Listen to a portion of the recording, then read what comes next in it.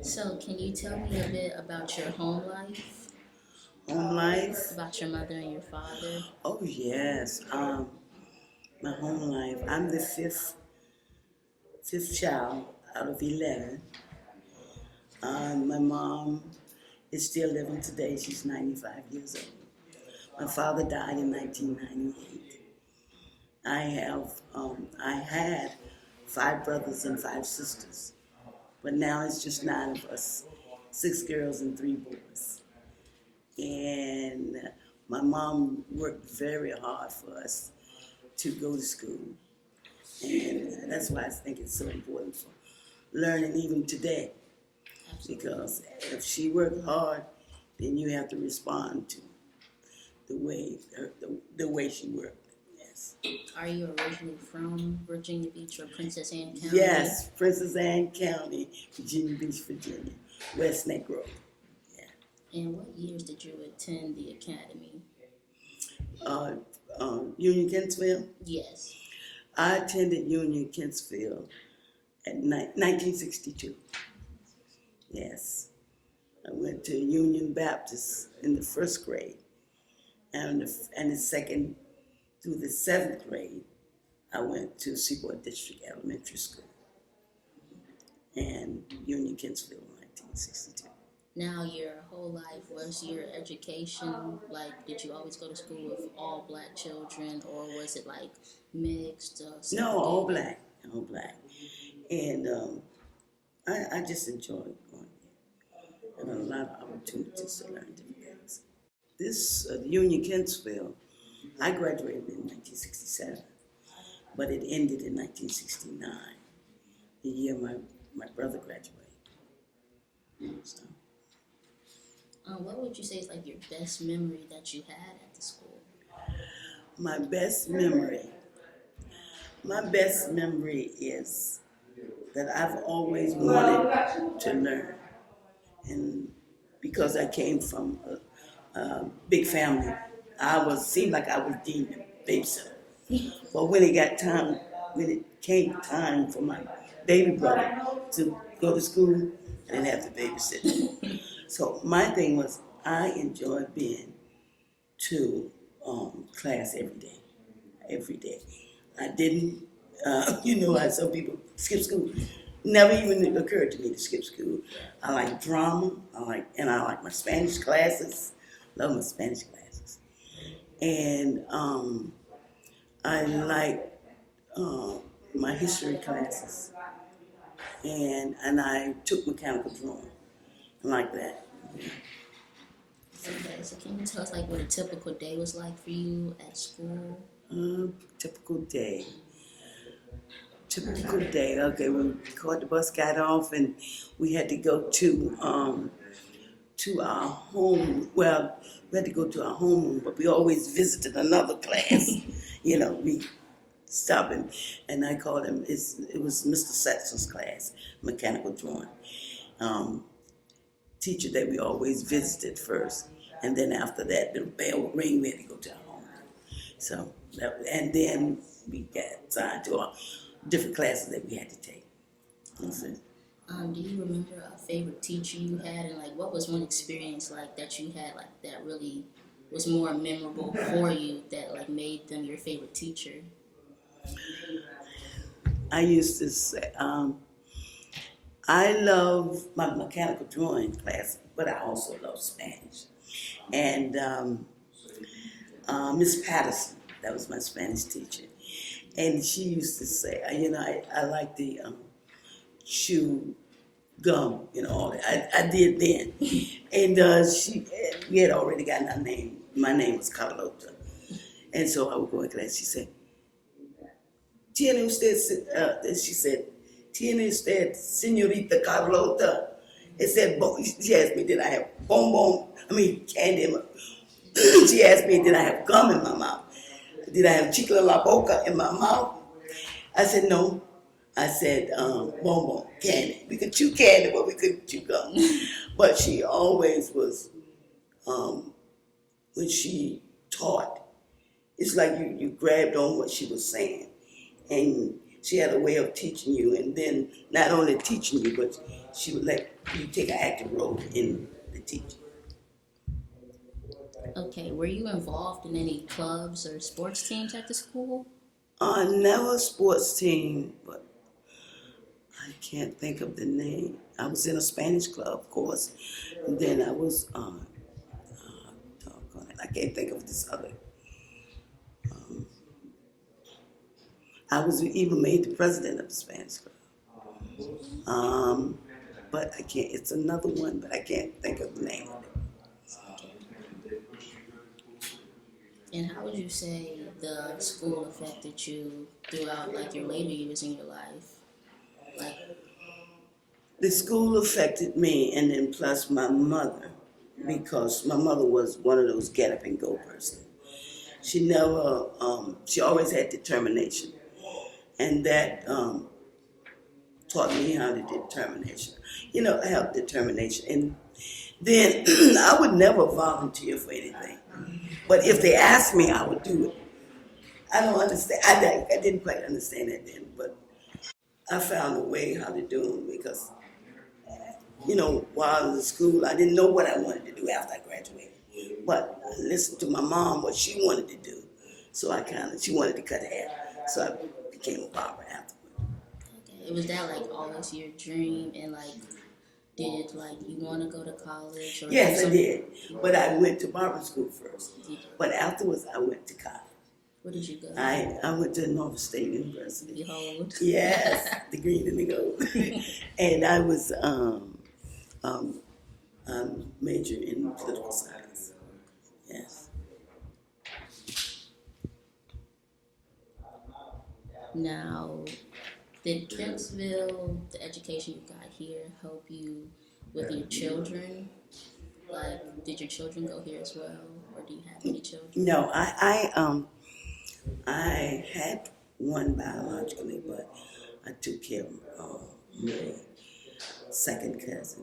She's 39 now, but my son, when I went to Norfolk State, he was born. I was carrying him when I went to Norfolk State, and when he was born, he, I took him to Norfolk State because I sometimes didn't have a babysitter, but I took him. But he always, if I asked him what school he went to, he said Norfolk State. He was 3 years old, he said Norfolk State because that's what he remembered. But my son went to Indian River High School. That's who he graduated from. And I lost him last year, year before last. But I had him for 49 years, so I'm thankful. And how would you say the school dynamic was? Were you like a family, and did you guys have a lot of school pride, per se?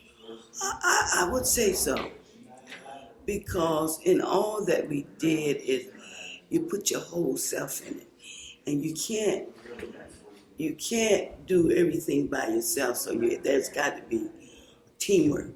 So I would say that we were a family.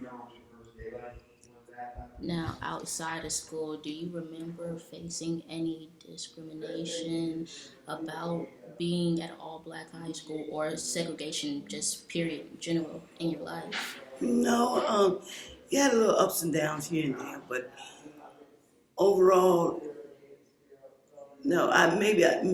Sometimes you don't want to see things, but I never saw them myself.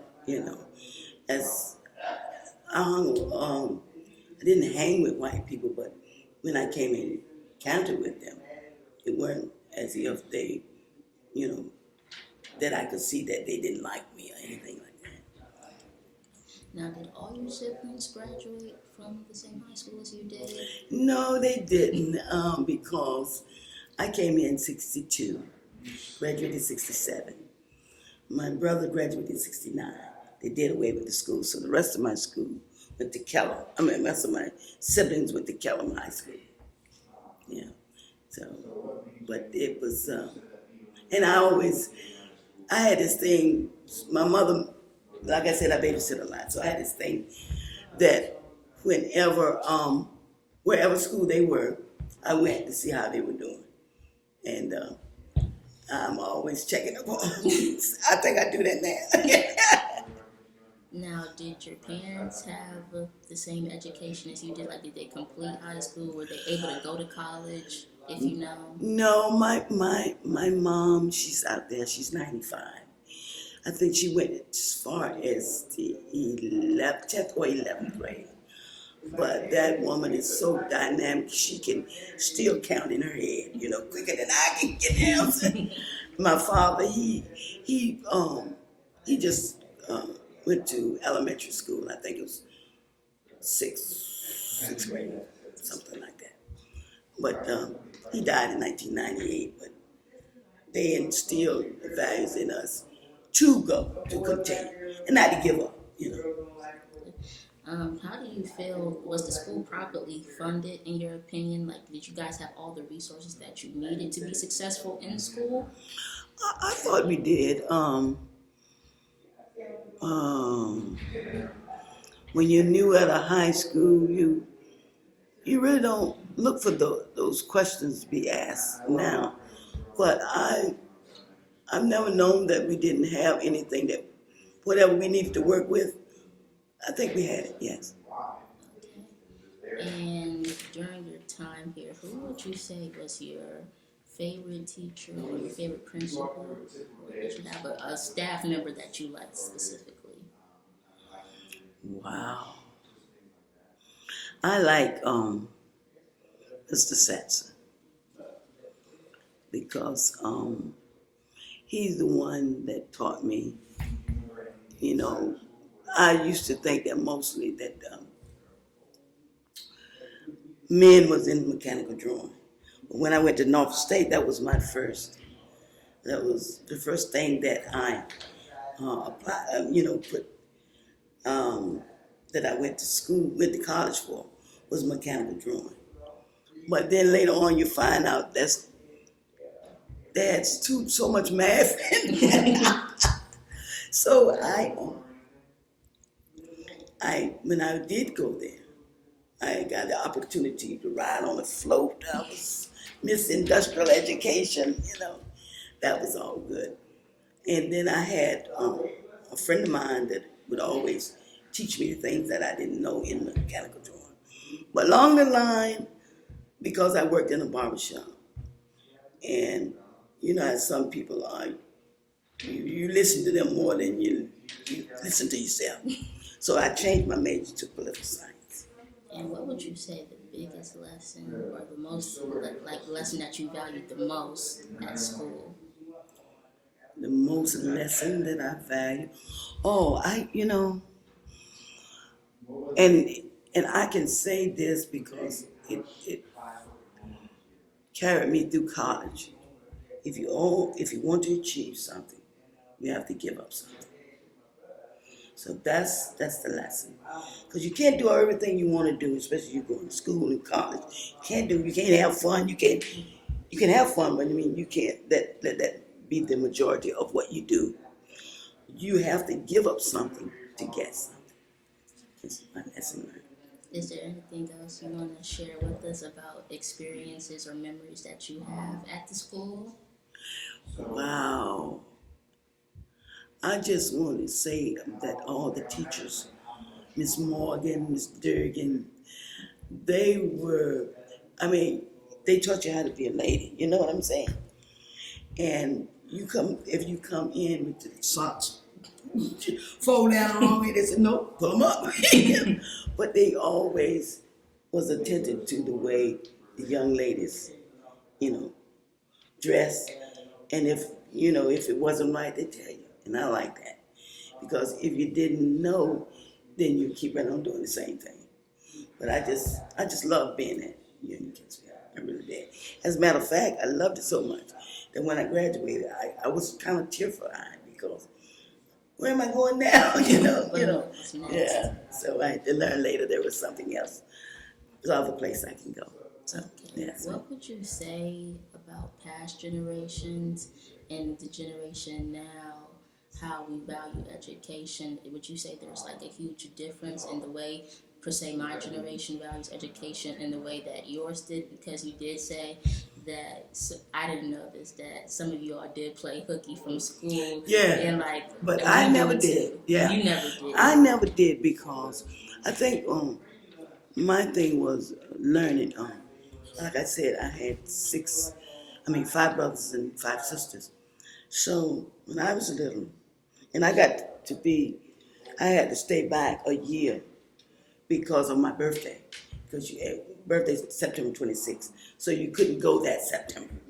So I had to stay back a whole year.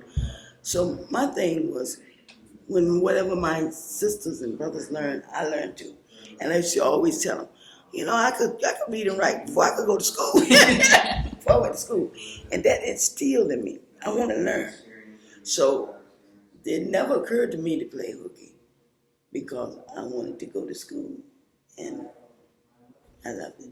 Since you did love school, when you did go home, did you help your brothers and sisters Yeah. with their work and their education? Yes, and even when my children were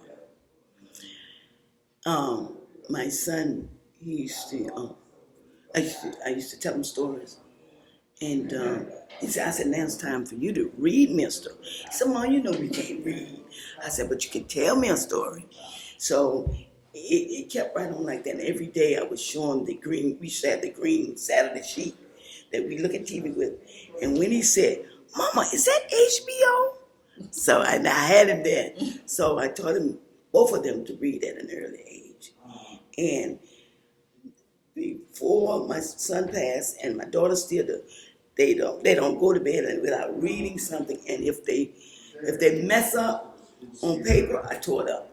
They was mad at me. But my son had a duplicate handwriting of mine. And so he said, when he got into service, he said, I never seen a man with a pretty handwriting. He said, don't blame me. Blame it on my mom. So it's like education is the thing. And I still drill it into the young today. If you come around me, you're going to learn something. You might learn a little bit of Spanish one day. But, overall, learning is good. And as far as the education for the young people, learning about young people, y'all have so many gadgets. I'm still trying to catch up on this computer and all that. But you have so many gadgets to learn. But they take it lightly. They can do everything with it, but they don't have that groundwork as far as going to class and digging in and being a part of, that work every day. So would you say like our generation is kind of being cheated because you guys didn't have as many gadgets, cell phones, computers? Because now, if I want to know an answer, I could just look it up. Google it, Bing it, Yeah. Versus when you guys were in school, you really We had to search. read Yes. and search for the answers. Yes, because there are so many people these days that we don't even know about that can't even read, but they can work a computer. They can. Yeah, and so I said, I think everybody that don't know how to read, they need to come see me. Thank you. Would you say in today's time they should bring back certain lesson plans or curriculums back in school? Like today, children are not even learning cursive, or they can't even sign a document. Would you change anything about like the way that we're learning today? Yes, because I write in cursive because I love to write. But I find myself at to write in plain English, plain, regular, just the alphabets themselves, but not cursive, because a lot of them don't read. And not saying they can't read, but they took cursive out. Completely. Yes. But my son and daughter, thank goodness, my Heavenly Father, that they learn how to read cursive. But there's a lot of them don't. And then if you're taking that out, then you're taking a part of learning how to read out too. Yeah. Anything else you would like to tell us? Again, your experiences to wrap up the interview. I just want to say, I never get too often to express myself, And for being in school here, drama classes, I love poetry. I used to fix up the sets and stuff in drama plays and stuff. but it taught me, and I had to read Edgar Allan's poem on stage here. And because my dad did a lot of poetry and stuff, because when he talked, he rhymed stuff. It gave me an opportunity to learn how to build myself up in poetry. But I just want to say that was it's instilled in me how to really rhyme and write poetry. And one day I'm going to be like Edgar Allan Poe. Thank you, Ms. Parker, for the interview. We really do appreciate it. Yes, thank you. So much for Judge. So I'll come and tell you to remember because we are. Do you need some help getting down? I got you, baby. Oh no, did you? Okay.